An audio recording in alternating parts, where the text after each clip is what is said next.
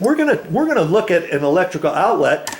Before the furniture came, before the carpet even went in, I plugged into this electrical outlet with my construction light, and I pulled it out, and something was going on with it. Look at this thing.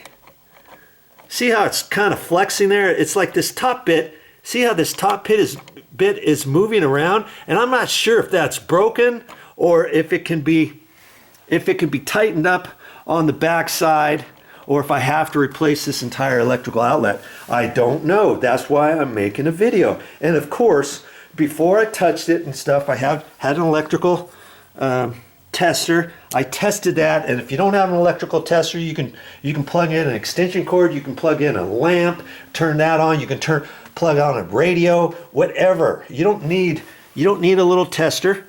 But this tester was like less than $5 at the store, and of course I got it, and I use that every once in a while. So okay, I made sure that the power was off. Of course, I would never ask you. Let me. You know what? I think I'm going to lower you down even. I would never ask you to work on something hot. Okay, that's really a no-no. How's that? How's that? Okay, let's loosen this up. Like I said, I'm making this video because I'm not sure myself what's going on with this.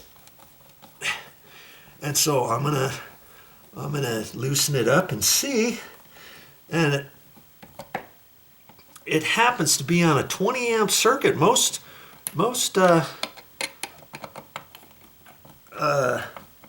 duplex outlets are on 15 amp circuits for bedrooms and stuff. But I think they ran this bedroom and then they connected the circuit in the other bedroom too. So maybe that's why they ran 20 amp circuits, so that they can run more electrical outlets.